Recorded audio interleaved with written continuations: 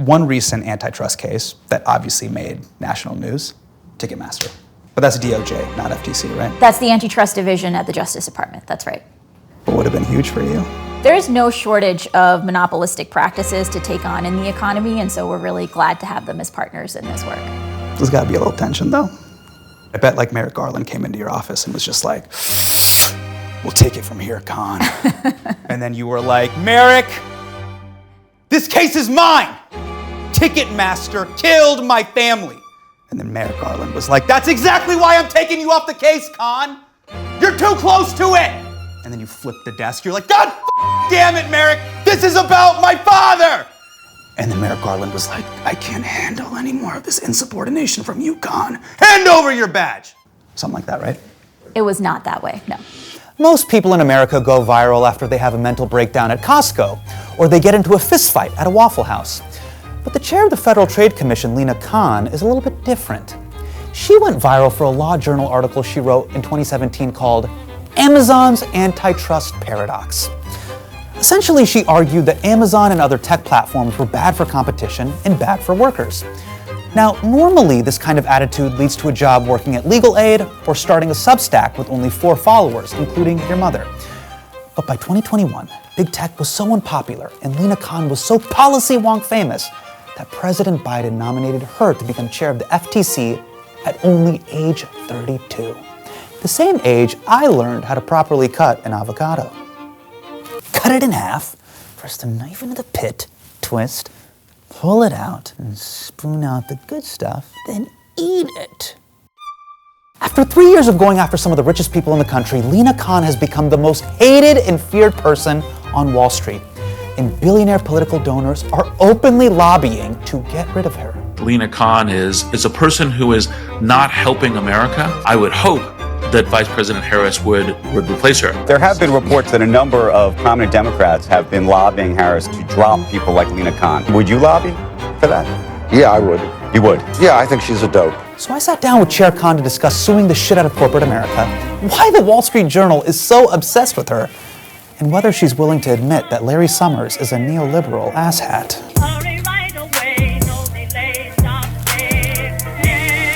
Thank you so much, Chair Khan. Thanks for having me. I'm just gonna dive right into the deep end. Let's nerd out. Okay. As head of the Federal Trade Commission, it is your job to help protect consumers from predatory companies or corporations, or to protect innocent Americans from getting ripped off, yes? That's right. Great. So on behalf of all working class Americans, Chair Khan, will you please help me cancel my membership to Planet Fitness? We're actually working on that very thing. Are you being serious? On canceling subscriptions? But I mean, specifically Planet Fitness. So we proposed a rule that would apply across the board. Okay. And it would require that companies make it as easy to cancel a subscription as it is to sign up for one. This is a fastball for your whole team. Like, I'm telling you, if you did this, this would be huge, Chair Khan. I have been an unwilling member of Planet Fitness for the past 11 years. 11 years ago, I went to the Times Square Planet Fitness, which, as you know, is hell on earth. And for the past 11 years, they've been charging me $6.99 a month. And I'm afraid my children will have to pay for this even after my demise. You're not alone. This is a problem that plagues Americans across the board, be it in the case of trying to cancel a gym subscription or all sorts of other subscriptions that people originally signed up for, be it some type of publication, be it some type of media network, that they find it's really easy to sign up, just one click. But then in order to cancel, you have to navigate this entire bureaucracy that sometimes seems like it's designed to trap you and prevent you from canceling in the first place. Yes. So that's the problem that we're trying to take on. We think that that's unfair, it can be deceptive, and that it's unlawful, and that people should be able to cancel a subscription as easily as they're able to sign up for one. You've become one of the most significant figures in the business world, and you have done it by suing the shit out of corporate America. The FTC has gone after Amazon, Microsoft, Meta, Epic Games, NVIDIA, Lockheed, Rite Aid, Kroger, Big Pharma, private equity. You are basically suing every company that every college grad wants to work for. So Chair Khan, why are you making it so hard for Gen Z to sell out like millennials? We only bring lawsuits against companies that have broken the law. And we apply the law without fear or favor. We think it's incredibly important as law enforcers and as public servants that we don't just bring the hammer down when it comes to small businesses and give big businesses a free pass. It's really important to apply the law equally. One of the main factors that we look at when we're setting our priorities is where's there the biggest harm? Where are people most getting hurt? Yeah. And oftentimes that happens when you have larger companies because they have such a big impact. We also, when we go after monopolies, are focused on the dominant players that have used their power illegally. Obviously, being such a public figure has its pros and cons, right? You get to be the face of so many amazing wins, but then you also have your critics. You are every tech oligarch's least favorite person next to their wife and children. As of this interview, there are over 98 Wall Street Journal articles about you. We're shooting this in New York, like down on Wall Street, there's just a bunch of bankers on their Bloomberg terminals screaming at the sky like they're in that Star Trek movie, just Khan! Khan! Khan! Do you like that heat? Look, we protect the public, and it's inevitable that when you're taking on powerful corporations that are breaking the law, there's going to be pushback. And we think it's important to stay focused on who we represent and who we're fighting for, and that's the American public. One of your highest profile critics is Larry Summers. Larry Summers was Bill Clinton's Treasury Secretary and played a key role in deregulating the financial sector, which led to the 2008 meltdown. Then he went back to the White House during the Obama administration to help fix the economy that he essentially broke. And then he somehow made it worse. But he's still held up as this eminent economic thinker. Mr. Summers, welcome back to Meet the Press. Larry Summers, Mr. Secretary, thanks so much for joining us. Joining us now, Harvard economics professor Lawrence Summers. From where I'm sitting, Chair Khan, respectfully, I think Larry Summers is a clown show. Why does anyone listen to him? So at the FTC, we're really focused on really looking at business realities. And so I know there's been a shift away from some of the, academic models and theories that just historically have not mapped onto what's really happening in Chair the economy. Khan, if you made one mistake, you would be destroyed in the press. There is zero margin for error. You have to be so Kumon perfect, so buttoned up. Larry Summers has spent the past 40 years of his career failing upwards. Does that not make you furious? Look, I'll leave it to others to be the judge of that, but we're focused on doing what the FTC is created to do, and that means really hearing from a broad set of people. Please, for the love of God, Chair Khan, just admit that Larry Summers is a spineless, double-chin, mouth-breathing hack that hates poor people. I won't comment on that, but we talk to a lot of people, we hear from a lot of people, including prior policymakers, prior people who were in positions of making economic policy, but we're also really focused on just hearing from regular Americans, because we think if you don't do that, that can create blind spots and you can get stuck in some of the theories and models that I think you were talking about that ended up blowing up the US economy. Congratulations. Passed the test. I've never seen a piece of paper like that before, so. She didn't break. She didn't break. Did you have bets or anything? Oh, we had bets. Because I know how you feel about economists. We have a lot of great economists at the FTC. As someone who has gotten caught up with the press myself, there is no need to needlessly lie. Your critics obviously just aren't on Wall Street. They're also in Congress. So last July, you were dragged in front of the House Judiciary Committee hearing for 4 hours, which just from an ergonomic perspective is absolute torture. Did they at least give you one of those little bead things that they put on the seats for cabbies? No, it was a regular chair. So parts of it were pretty brutal. This raises the question, Chair Khan, are you losing on purpose? Over 350 separate requests you've demanded of Twitter. Why are you harassing them? My problem here today is that you're a bully. What's your view of capitalism? So yeah, Chair Khan, what's your view of capitalism? Thumbs up, thumbs down? Well, competition is a critical part of our free enterprise system, our capitalistic system. And instead, when you have monopolies centralize more and more control so that you have a more centralized economy, that's actually anathema to capitalism. And so it was a pleasure to get to explain to members of Congress how it was that the FTC's work is actually furthering the goals of free and fair competition. If you don't mind me asking, what does anathema mean? Like hostile or opposite to. Okay, good. I legitimately didn't know. It's not a bit. I want to show you a moment of you taking questions from Congressman Steve Cohen. I had a bundle with Disney, Hulu, and ESPN 26 or something. And I tried to get out of that bundle and just do Hulu or something. And whatever it is, I'm being charged for both of them. And I've given up. I've just tried to cancel, and it's just too much. It needs to be easy. Is this a congressional hearing, or is this a FaceTime with my parents? You're the head of the FTC. Why are you being called in to do tech support for a boomer in a seersucker suit? What is going on? I think he was speaking to the frustration that a lot of people have when, as a consumer, you feel disempowered or that things are totally outside of your control and you can't really exercise free choice. And so be that when you're dealing with a subscription or when things are bundled, when you just want one of those, I think those are experiences that everybody can relate to. I was surprised to see that at the hearing, some Republicans were really into you, like Matt Gaetz. The American people should know that Kochava geolocates where people go to church, and then they sell that data to commercial enterprises, right? That's right. That's real creepy, isn't it? How surreal is it to have the creepiest guy in Congress call something creepy, and then you agree with him?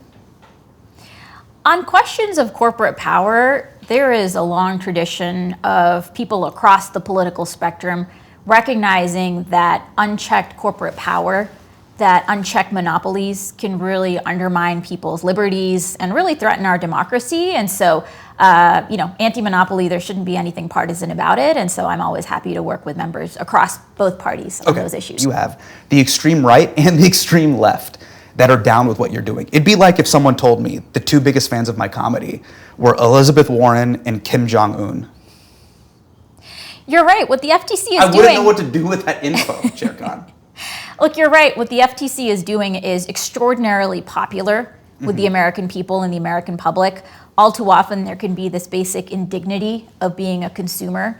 And what the FTC is fighting back, taking on junk fees, taking on non-compete clauses that trap people, taking on subscription traps, taking on illegal monopolies that are hiking the price of groceries or gas or healthcare. And so you're absolutely right that there is fierce corporate pushback from those monopolies. But out in the real world, I think there is a lot of support for what the FTC is doing. One of the things that I thought that was really cool that you wrote about was how myopic it is to look at someone as a consumer. There's so many other things that define who we are. That's exactly There's right. other ways to think about it. Yeah, it feels kind of artificial to just kind of silo somebody and say, I'm just going to look at how you're harmed as a consumer. Yeah. It'd be like if I got on stage and was like, "What's up, customers?" And you're like, "Yikes!" Like, it's not a way to. And more importantly, it's totally at odds with how the laws were written. From the very beginning, there was a recognition that these laws can and should be enforced in a way that protect everybody from illegal monopoly abuse. Be it, yes, consumers, but also be it entrepreneurs, small businesses, and workers. And so we're really going back to those origins. I think the fact that the new left and the new right really fuck with you is because you're getting at something bigger. You are trying to shift the ideological framework. Fundamentally, you're trying to shift common sense. So on economic policy making, under this president, we've seen a big shift away from the hands-off, laissez-faire approach that just assumed that getting out of the way for the government was the way for our economy to best work for people, to an approach that's really focused on reality. Like, what's the reality of how these policies of the last 40 years, what have they delivered for us?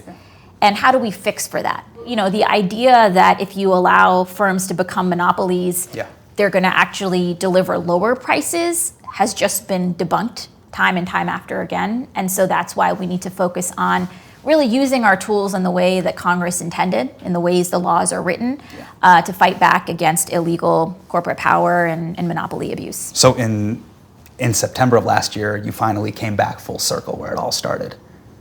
Your white whale, Amazon. This is your Jake Paul, Mike Tyson fight. What is your goal with the Amazon lawsuit? And why do you hate convenience? Yeah. Nice. Here you go. Sorry about that. Thank you. You're welcome. Appreciate that. Sorry. I don't know if this doesn't trigger you or anything like that. But I needed to order something. Okay. All right. Come to daddy.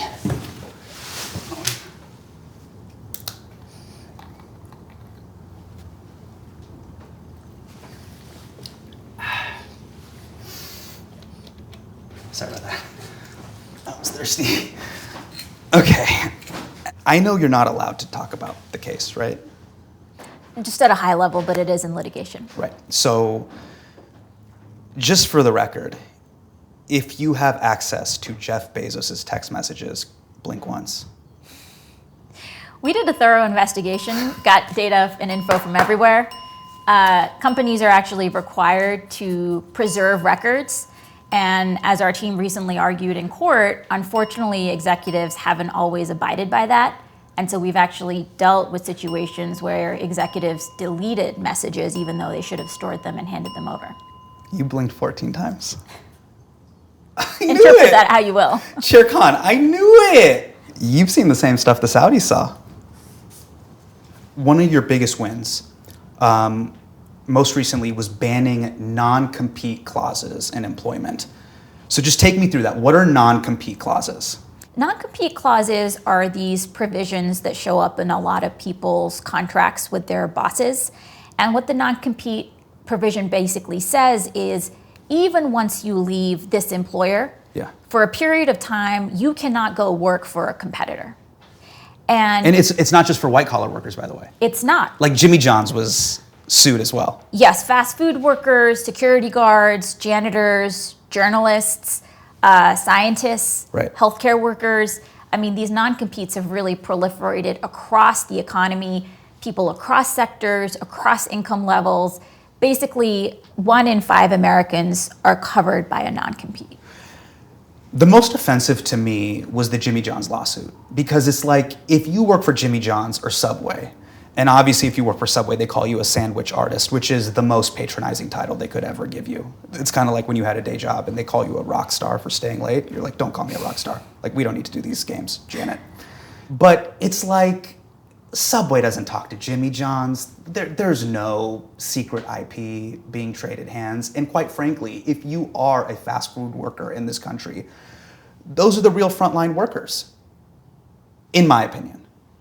That's right. And, you know, the FTC brought lawsuits in cases where there were really onerous non-competes. So, for example, there were security guards making close to minimum wage that had non-competes.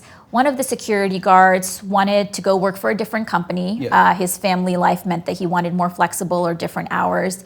He actually got a job with a competitor, but when he switched over, he got a multi-$1,000 lawsuit from his old employer. And so really we see not just these non-competes in contracts, but employers actually abusing their power, bringing lawsuits, chilling people's basic economic liberties, and creating a lot of fear. Okay, so you're framing this as a win, and I have to be honest with you. I have a hesitancy anytime I see the government tout anything as a win, because I think usually what happens is government frames it as a win, then there's a countersuit, it goes all the way up to the Supreme Court, they reach out to their billionaire buddies, and the whole thing gets nuked. Why is this any different, Chair Khan? So we've finalized the rule. We expect it'll come into effect in early September. There is a lawsuit challenging the rule. And just to be clear, this is not unique. Across the Biden administration, agencies have been pushing through rules that would make life better for the American people, that would fight back against unfair corporate practices. And across the board, you see powerful corporations fighting back. Incredibly, less than a month after we had this conversation, the exact thing I thought might happen happened. It got overturned.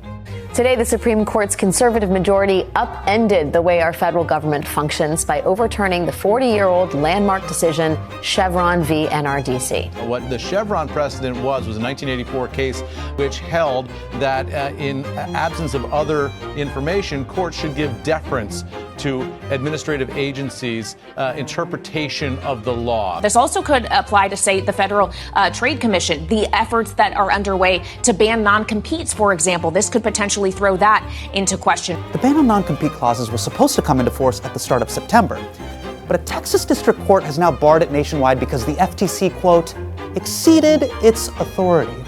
An authority that the Supreme Court has decided should be decided by the Supreme Court. It's all part of our three branches of government: the legislative branch, the executive branch, and whatever Daily Caller article Jeannie Thomas just texted her husband. Let's get to the most important issue facing Americans at large. Me and my relationship with Hollywood. So after Netflix came along, every media company built their own streaming platform where they went for growth. They threw money at every artist. They were even dumb enough to give me my own show. But now there is, as you know, a contraction in the marketplace where there is a lot of shifting to, quote, profitability and, quote, austerity. What does that mean? Because from my perspective, it just feels like a lot of people are getting fired. It's interesting. I mean, last year when we had the big writer's strike, I had a chance to go visit one of the picket lines and hear directly from writers and actors about what their experience of the market was. Yeah. And oftentimes they shared that they just didn't feel like they were getting a fair shake, right? I mean, you had people who were creating huge value for these networks, creating blockbusters, but oftentimes were being paid less than they were years ago. People seeing a smaller and smaller share overall of the value that they're creating. We also heard a lot of concern about consolidation in the market, how the market over the last few decades has gone from there being a lot of opportunities, a lot of distributors, a lot of studios. Right. And that competition means that if you're a writer, if you have a good idea, there are a lot of different places you can go to market that. There are a lot of different avenues to get to market, and then that those studios and networks have to compete with one another in a way that results in you getting a better deal. What I'll do is I'll just play devil's advocate, okay? I will speak on behalf of the CEO of some of these companies. What workers and employees are fighting for is an old model.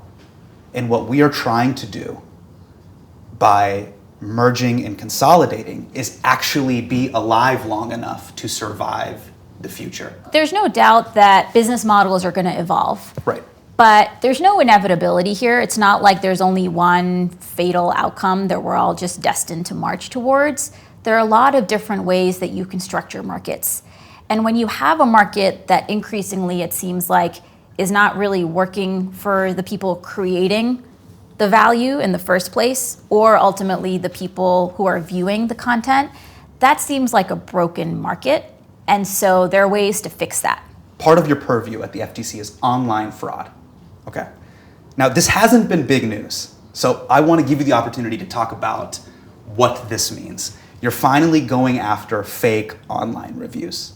Yes? So we're going after fake reviews, and so that can mean, for example, if a company is buying all sorts of reviews and saying, hey, I'll pay you if you give me a positive review. Got it. But it can also mean... So those 5-star bots on Yelp. The 5-star bots. It can also mean if you're suppressing negative reviews. And one of the lawsuits the FTC brought was actually against a company that said it was showing all the reviews, but actually for lower ranked reviews, it would just not show them at all. And so it was distorting what consumers and buyers were seeing. When we prepared for these interviews, Scott, our producer, will put together a sheet called a fun fact sheet. When we researched you, we could not find a single fun fact about you, Chair Khan. Like, the only thing we could find on you that's like a consistent theme is there are photos of you on the internet just standing and holding books. Do you have any hobbies besides standing in libraries and holding books? I used to have many more hobbies. What's a fun fact about Lina Khan? I am a big cyclist and once biked from Florida to South Carolina. Amazing. Are you into murder podcasts? I have not recently listened to some, but I've had a whole bunch recommended to me, so hope to check them out at some point. Have you ever murdered someone? No. Do you have a favorite show? I have gone through a whole bunch of shows recently. Have you seen Fallout? No. Oh, it's on Amazon. Fallout's on Amazon. Sorry. Did you see Severance? No. It's on Apple.